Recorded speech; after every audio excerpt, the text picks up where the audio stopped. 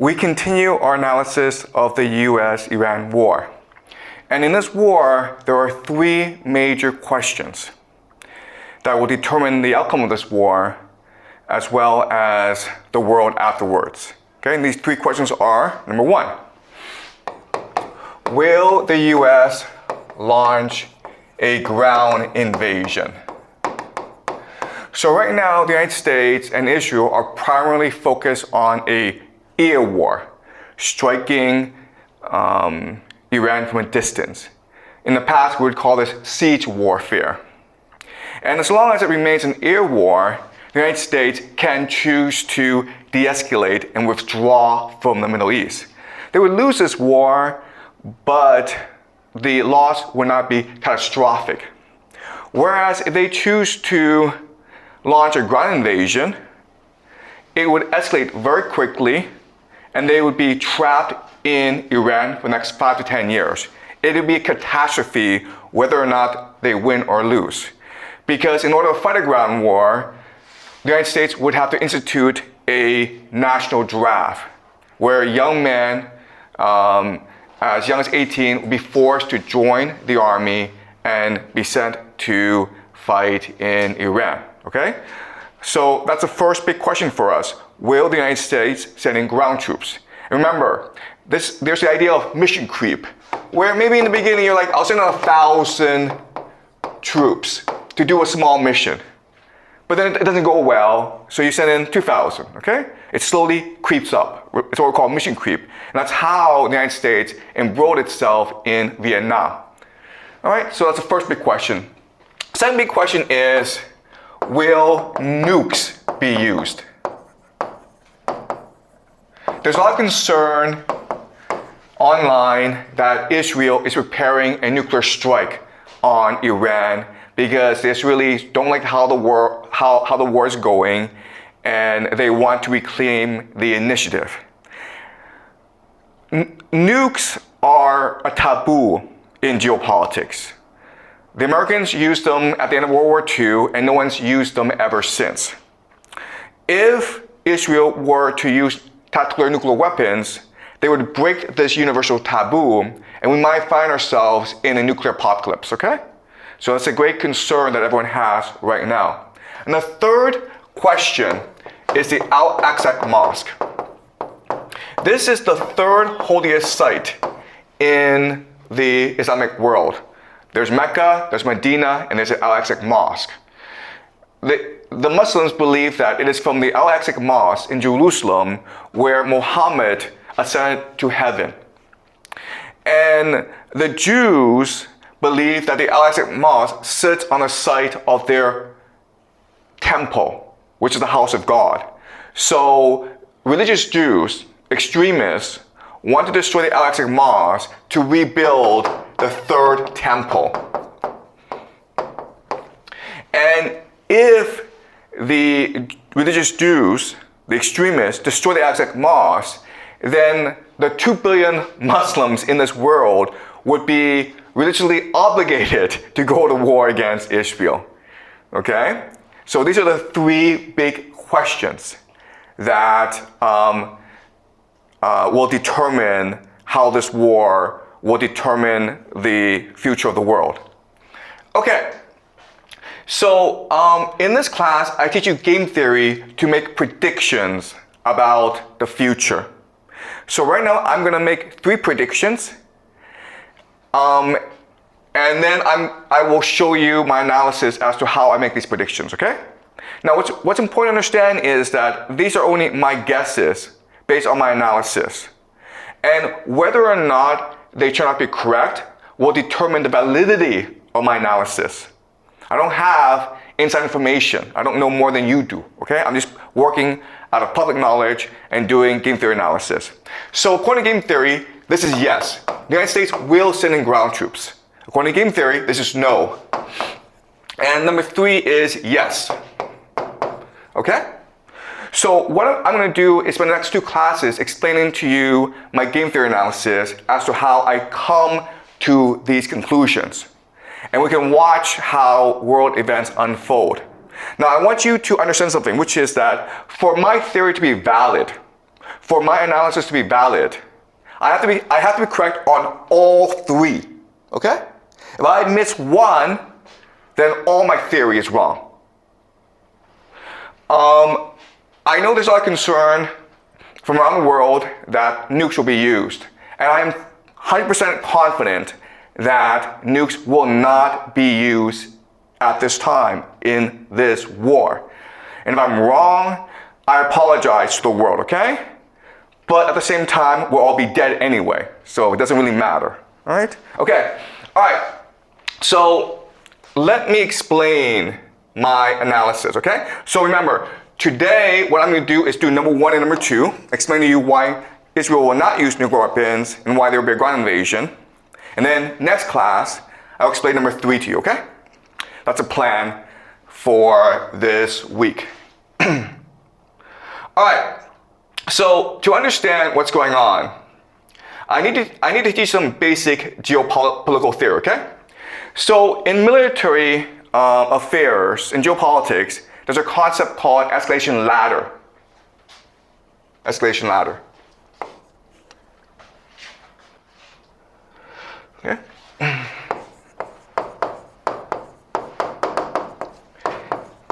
And the dominant theory is that whoever has escalation dominance has the most advantage. Okay, so what this means is, let's just say you and I get in a fight, okay? I have a knife, you have a gun. Well, a gun is more dominant than a knife. Therefore, you have a greater advantage over me, and therefore you should win, in theory, okay? And applied to this war in the Middle East, Israel and the United States have escalation dominance because they have nuclear weapons, and Iran doesn't. Therefore, the United States and Israel have a huge advantage over Iran, okay? But what I will show you today is that this theory is incorrect. It actually doesn't work that way, right? So let's start off with a very simple example. Let's just say that two people get into a fight, okay? A and B. And how the escalation ladder will work is that maybe A and B run into each other, okay? And then A says, hey man, say sorry. And then B is like, it's not my fault, you say sorry, okay? So there's a conflict, and it's usually a very small conflict. No one knows why, and no one knows who's at fault, okay? So they start cursing each other, okay? So the first step is a conflict. Second step is they start cursing each other, right? Screw you, screw you. And then they might start pushing each other, right? Push, push. And then they hit each other, okay? Punch, punch. And then they start the fight. And then one pulls out a knife and the other pulls out a gun. All right? And then B shoots dead. Hey, fight over, right? Okay. So there are certain things that we need to keep in mind about this example. First of all, the fight is not contained in itself, okay? You cannot perceive this game as just one between A and B, who's physically stronger. There are other players involved as well. Okay, so for example, there are spectators or friends. There's a crowd watching you, okay? This is important because there's also the police, right? Eventually the police will come, the government, and they'll ask people, hey, what happened, man? Whose fault was it, right? And also, for people who are religious, there's also God, right? If you die, you have to go up to God, heaven, and God's gonna ask you, hey man, how did you die? So you have to explain how you died, all right? So in other words, in this escalation ladder, there's 3 factors that you have to consider that drive people up this escalation ladder. These 3 factors are, of course, emotions. Second is power. And the third is reason or logic. Okay? And what drives people up is adrenaline. In other words, it is impossible to skip the escalation ladder, right? You don't go from like, hey, screw you, to like the guy pulling out a gun and shooting you, okay? You have to go step by step by step because adrenaline is rushing in your system. And this adrenaline, it's making you more angry, but it's also making you stronger and more resolved. And it's also telling you how to fight this battle, okay? And the thing to remember about this is really important, is that it's not about how fast you climb up the escalation ladder, okay? If you get too angry and you overreact, then you are at fault, right? What you want to do is climb it up strategically, and that means you have to remain calm and controlled. Because if you remain calm and controlled, you have 3 advantages over your opponent. The first is focus, second is clarity, and the third is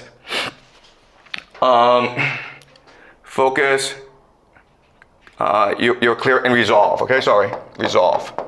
Okay? What this means is that you know what you're doing, you have a strategy, you're clear about how to achieve your strategy and your goal, and you are determined to achieve it, okay? But in order to have all 3, you have to remain calm, and therefore you need to control yourself as you climb up this escalation ladder. Because remember, it's just not about beating your opponent, it's about justifying yourself to your friends, to the police, and to God as well. Because you might hit that person, he might go to hospital, and you've won the fight, but then you go to prison for 10 years, in which case you've lost the fight, okay? All right? So the main idea I want you to remember is this, and this is the law of escalation.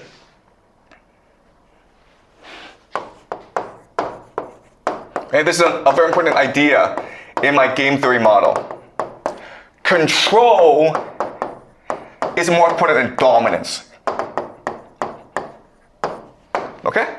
Control is more important than dominance. Why? Because control is the idea of calibration.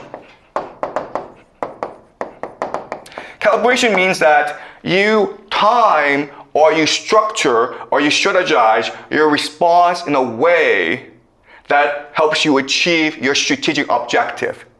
Okay? You're not just throwing punches, you're throwing a punch in a certain way that allows you to defend yourself, that strikes fear in the opponent, and also allows you to seem as the good guy among spectators. Okay? And then when the police come, you can justify why you threw that punch in a certain way to the police so that you don't go to jail. Okay? All right, so another way of saying this is that calibration is ultimately about strategic flexibility. And the idea of strategic flexibility is, in a fight, the person who has the most options, the person who has the most flexible strategy will usually win the fight, okay? This is a law of escalation, and I'll explain to you how this applies to the US-Iran war, okay? All right, so before I actually talk about the war, what I want to do is do a thought experiment to examine how we can understand what's going on between the United States and Iran, okay? So let's do a thought experiment. And the thought experiment is this. Let's just say that there's a bully, okay? And he's the biggest guy in the school. And he has a gang, okay? These are his friends. And there's like maybe 4 of them. And so what they do is they basically prey on everyone at the school, okay? And there's maybe 100 people at the school, right? And so what they do is they make everyone in the cafeteria pay a tax. Okay, if you want to go in the cafeteria and eat, you have to pay a tax. Maybe $1, who knows, okay? And the friends of the bully go collect the tax and then give him all the money, okay? And that is the structure of the school, where if you want to eat lunch in the cafeteria, you have to pay a tax, and the bully's friends collect the money, and the bully shares the money amongst his gang, okay? Now, at first, people are okay with this system because they think that it's actually beneficial because the bully is keeping the peace and order in the cafeteria, right? He's keeping everyone safe. So yeah, I pay $1, but it's not that much money. And we're all safe so that we can all enjoy our lunch in peace in the cafeteria, okay? But then what happens over time is that the bully gets more and more arrogant because he feels invincible. Everyone just obeys him. So he develops the idea of hubris. And the idea of hubris is that no one has the courage to challenge me. Everyone's afraid of me, and therefore I can do whatever I want. So what does he do? Well, the first thing he does is that he charges more money from everyone, okay? So the tax goes up, and so people are disgruntled about this. Okay, they don't understand why they're paying more to the bully, okay? But not only that, but what he will also do is pay less money to his friends so that he can have more money because he wants to buy a car or he wants to go to Paris for the summer, okay? Does that make sense? Okay, so everyone's not happy about this, but this is the reality that they live in, and there's nothing they can do about it. And so people just put up with it. One day, a new kid comes into the school, okay? The new kid. And he doesn't really understand the rules of the game. He goes to the cafeteria, and he doesn't know he's supposed to pay a tax. Right? So the bully's friend comes over and says, hey man, where's $1? And he's like, what dollar? I just got here. And he refuses to pay. And so what they decide to do is teach him a lesson by ostracizing him, by making him sit alone by himself in the cafeteria. Okay, you have no friends because you don't know the rules and you refuse to play along. And the new kid is like, I don't care. I'm happy not having any friends. Okay? And so then the bully and his friends start to discuss, how can we get this new kid to play along? And so they decide what they're going to do is they're going to curse him. They're going to bully him, okay? So the new kid goes to lunch and he's eating his lunch and the friends come down and start to curse him, says, you're a wimp. Do you want to fight us? And what the new kid does is he just ignores these guys. And these guys are like, what's going on, man? Why is he afraid of us? And slowly what happens is that the other people, the other kids, recognize that, wow, maybe it is possible to rebel against the bully. Maybe it is possible not to pay these stupid taxes. And so they start talking to him secretly, okay? They give him presents, they start to smile at him, they say hi to him, okay? But the new kid just ignores everything, right? And then the friends are like, you know what? We don't actually benefit this much from this relationship anyway. Maybe if we appoint this new kid as the new bully, the new boss, he'll treat us better. And then you have other friends who are like, you know what? This bully, he's fat, he's ugly. Maybe I should be the boss, okay? So just because a new kid comes in, doesn't know the rules, and he's willing to challenge the reality, challenge the assumptions, the values of this cafeteria, now there's dissent. Now there's rebellion going on, okay? And different people are talking to him and trying to form alliances with him. But what he does, and it's really, really interesting, is that he just ignores everyone and keeps focused, okay? And then one day, the bully's friend comes over and says, you know what, you're a wimp. And the new kid finally says, I'm not afraid of you, okay? And then this friend goes back and tells his boss, hey, this new kid said, he's not afraid of you, man. What are you going to do about it? And the bully gets really angry and says, I'm going to go punch his face, okay? So the bully goes in front of the new kid and says, if you don't apologize, I'm going to punch you in the face. And the new kid's like, what did I do wrong? What should I apologize for? And the bully's kind of confused, so he goes away, comes out next day and says, you apologize now, man! And the kid's like, okay. For what? Tell me to apologize for what? And this goes on for a long time, okay? And then eventually, the bully gets so pissed off that he punches the new kid in the face, okay? So he started it. The new kid, he's hurt, but he decides to punch the bully back in the face, okay? And the bully's stronger, so he beats the bully up. So he beats up the new kid. But what's happened now is that everyone in the school has seen that the bully is not that strong. Everyone's seen that the bully is actually pretty weak. And so they recognize that, hey, if we stand alongside the new kid, we can beat the bully.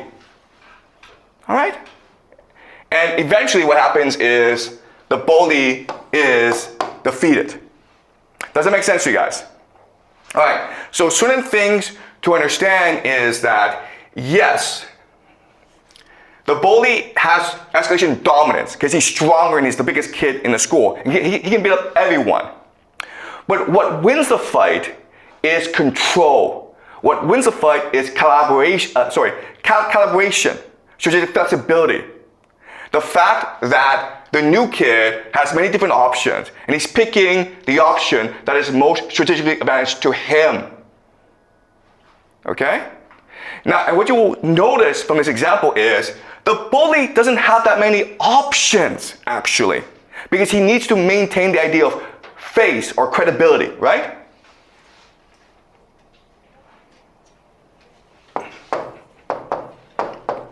This is the essence of his power. His power lies in the fact that if you do not listen to him, if you do not obey him, he will come and beat the crap out of you. Right? That's credibility. And but the moment that you show that it's actually not that big of a deal to be punched by him, he's not that strong, then he loses all credibility. Okay? Which means that he either retreats or he's forced to strike harder, to kill you.